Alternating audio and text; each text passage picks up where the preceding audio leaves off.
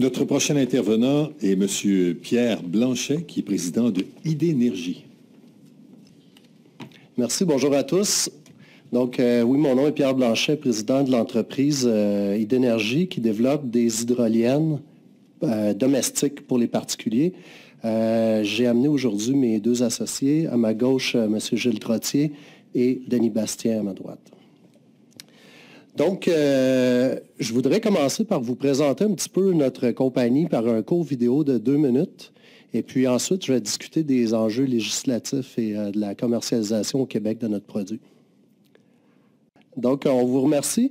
On trouvait que la Commission sur les enjeux énergétiques était une belle vitrine pour présenter ce qu'on fait, puis aussi vous faire part de ce qu'on a affronté comme problème pour la commercialisation. On trouvait que ça cadrait bien parce que 2 des objectifs sont de réduire les émissions de gaz à effet de serre et de développer des énergies renouvelables émergentes, ce que l'on a fait.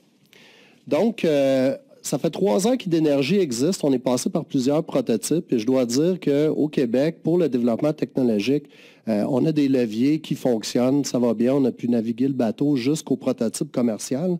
Et c'est un petit peu là que le bas blesse. Le bas blesse parce que nous, on veut mettre ça en marché en 2014. Les aides financières à la commercialisation pour passer à la prochaine étape se font absentes. Alors qu'on a besoin généralement 2 fois plus, sinon plus, d'investissements R&D en commercialisation qu'en R&D. Il y avait le programme d'appui à l'innovation, PAIE, qui s'est un peu perdu dans la transition du MDIE vers le MFE. Et Développement économique Canada prend moins de risques de nos jours, puis vient investir un petit peu plus loin dans le processus. Donc, pour une mise en marché comme ça, c'est un petit peu difficile. On a ensuite à se tourner vers les capitaux de risque. Mais les capitaux de risque, c'est toujours une question de est-ce que vous avez un marché, est-ce que vous avez des ventes? La réponse pour le marché, seulement au Québec, c'est oui. On a bénéficié d'une exposition médiatique sans précédent avec la campagne S'investir dans le Québec de demain, faite par Québécois, où est-ce qu'on a eu l'année passée, pendant 3 mois, une publicité à la télévision qui nous a fait connaître et 5 semaines cet été. Donc là-dessus, on a plus d'une centaine de personnes qui nous ont appelés et on est capable de vendre 25 turbines hydroliennes demain matin. Il y a juste un petit problème, c'est que la législation empêche les particuliers présentement d'utiliser une hydrolienne au Québec. Il faut dire que les lois qu'on vous présente ici, c'est des lois avec lesquelles on a travaillé là, avec les fonctionnaires du ministère qui ont été très coopératifs, mais il en revient que c'est des lois qui ont été faites à une époque où la technologie hydrolienne n'existait pas. Donc, elle est absente un peu partout dans les textes. On parle de la loi sur la qualité de l'environnement, la loi de la conservation et de la mise en valeur de la faune, loi sur les installations dans une rivière et loi sur le régime des eaux. Les articles sont plus décrits là, dans notre mémoire.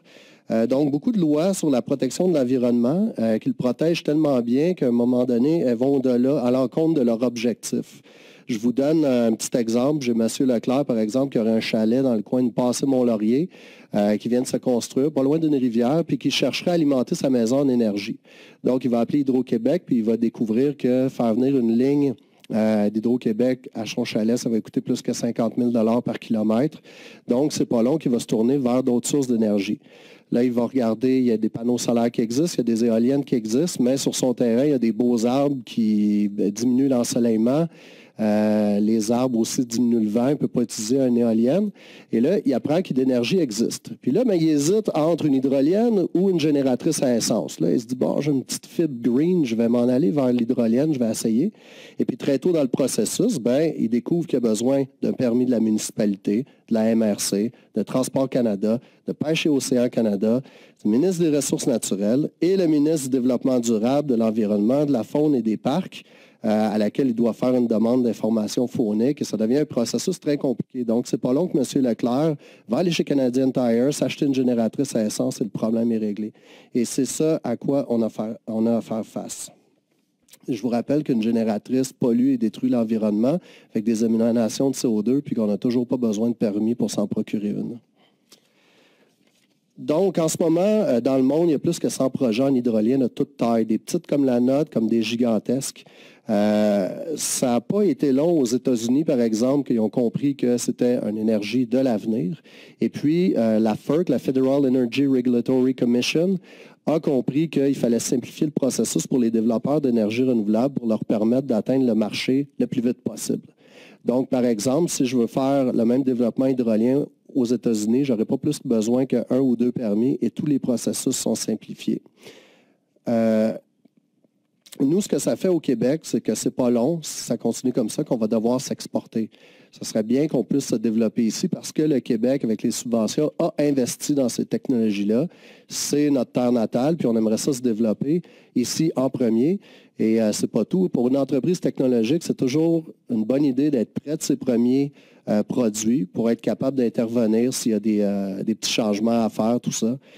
Plutôt que de commencer ailleurs, se casser la figure parce qu'on a des projets un peu partout dans le monde, puis on ne peut pas intervenir avec la même rapidité. Et si on a à le faire, on va le faire. Mais ça implique aussi que l'expertise va se développer là-bas plutôt qu'ici. Et je vous laisse imaginer la suite. On pourrait imaginer que dans quelques années, dans 10 ans, ce soit une entreprise d'un autre pays qui a eu le droit à ces aides-là, à une facilité de commercialisation, qui viennent installer des turbines hydroliennes au Québec quand les lois ont été changées, alors qu'on avait la technologie ici il y a 10 ans. Donc, on se permet de vous faire les recommandations suivantes. Donc, produire une réglementation encadrant l'utilisation d'hydroliennes domestiques par les particuliers et ainsi simplifier le processus d'autorisation. Trouver une solution de transition, c'est long à faire, des lois, c'est long à changer, en attendant l'écriture de la dite réglementation pour permettre à l'industrie hydrolienne aux Québécoises de se développer ici. Et bien sûr, pour encadrer le tout, pour faire un bon développement, bien encadré avec des bonnes lois, chercher à arrimer le développement d'expertise conjointe entre fonctionnaires et entrepreneurs dans le cas d'un produit où ni l'un ni l'autre ne possède encore l'expertise nécessaire. Donc, je remercie les membres de la commission de nous avoir écoutés, puis on va maintenant passer à la période de questions. OK, merci. Merci. Donc, est-ce que vous avez pu déployer une hydrolienne ou dans une rivière? On est à notre deuxième processus de demande d'autorisation. On attend la dernière autorisation là, d'ici quelques semaines. Donc, on va être en mesure de faire le premier projet de démonstration à long terme en rivière. Et ça a pris combien de temps pour obtenir ça? Le deuxième round, pas si pire. Disons qu'on s'était habitué avec le processus avec la première fois. Mais je vous dis que la première fois, ça a été long. Il y a eu 9 différents niveaux d'autorisation pour arriver à la fin et puis se faire... Donc, long, c'est quoi? Et pas si pire, c'est quoi? Ça a pris quoi? 4, 5, 6 mois peut-être là, pour que le processus évolue à travers toutes les étapes. Puis c'est important de mentionner pour le particulier, c'est pas une question de non seulement de passer à travers le processus, c'est que la loi ne permet pas l'utilisation de l'hydrolienne aujourd'hui, de la façon qu'elle est écrite. Ils nous le permettaient parce que c'était à des fins commerciales, on voulait expérimenter. Donc, ils ont été capables de longer les lignes, mais un particulier ne pourrait pas faire le même processus qu'on a fait. C'est en mode recherche-développement et non pas en phase de pur commercial pur. Puis aussi, vu qu'on était une entreprise, la loi permet un peu plus au niveau des entreprises que chez les particuliers dans l'utilisation de l'eau pour produire l'électricité. On ne peut pas reprocher aux lois de ne pas parler d'hydrolien quand elles ont été écrites avant que le mot hydrolien existe. Alors, mais par ailleurs, si vous avez été en contact avec d'autres expériences qui ont réussi à simplifier le processus et de faire deux permis plutôt que 9, je présume que ça serait intéressant que vous posiez une configuration de règlement ou une configuration de permis qui faciliterait les choses ici. Parce que c'est sûr que chaque fonctionnaire dans chaque ministère ou agence concernée ne pourra pas l'imaginer lui-même. Oui, en effet, la problématique avec ça, c'est qu'on regarde une petite entreprise comme nous, qui doit développer puis essayer de survivre, puis il n'y a plus de financement à la commercialisation, trop, ça devient une tâche très difficile de naviguer à travers le labyrinthe, puis avoir le temps d'aller solliciter les gens, discuter avec eux, expliquer le problème.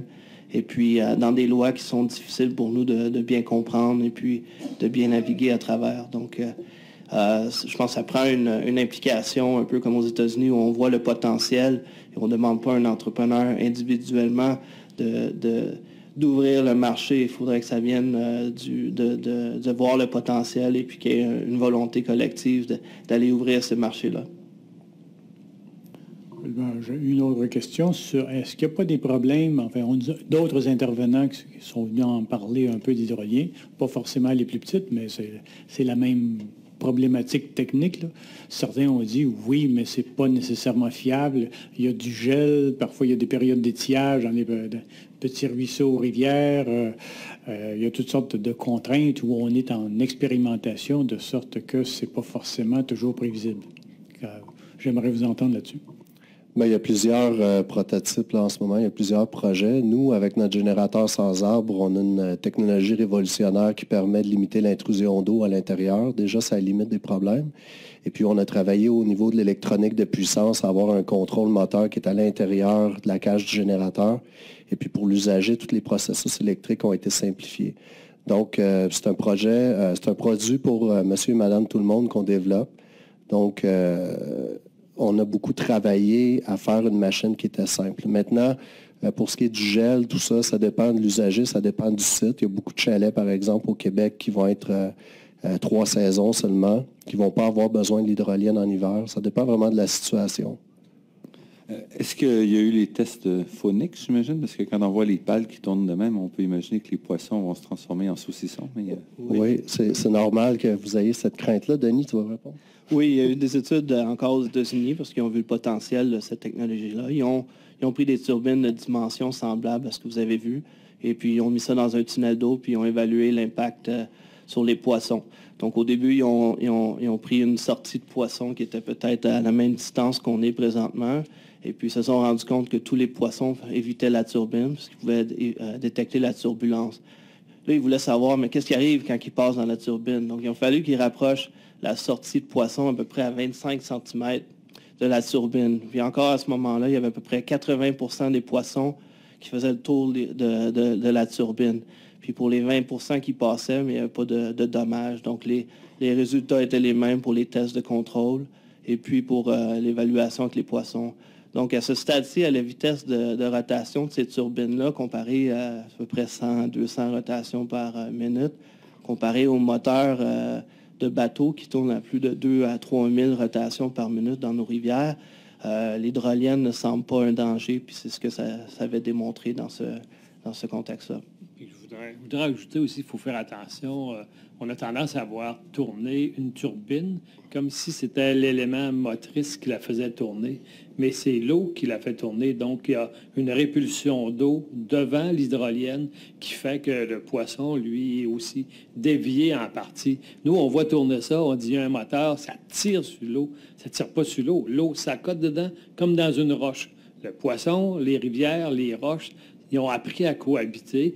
On a un nouveau type de roche, mais qui ne tire pas sur l'eau. Ça, c'est important à porter attention. Et qu'est-ce que vous voulez dire par, donc, pour petite, où est-ce que vous allez mettre la barre pour dire, nous, on veut traiter, j'imagine, différemment d'une hydrolienne de grande production, là. Donc, est-ce que vous avez des... Vous laissez ça plutôt aux législateurs de mettre ça en place? Ce qui arrive, c'est que pour un particulier, installer une machine de ce genre-là, on a besoin d'une certaine vitesse d'eau pour aller extirper de l'énergie, mais il y a aussi une certaine vitesse d'eau dans laquelle ça devient plus difficile à installer. C'est certain qu'il y a plus de puissance, mais ça devient de plus en plus difficile. Donc, pour l'usager moyen, on a fixé le barème à 1,5 mètres par seconde. Et puis, c'est à peu près la limite à laquelle on peut marcher sans trop de difficultés. Et puis, avec ça, on est capable d'alimenter une maison là, entre 100 et 200 watts.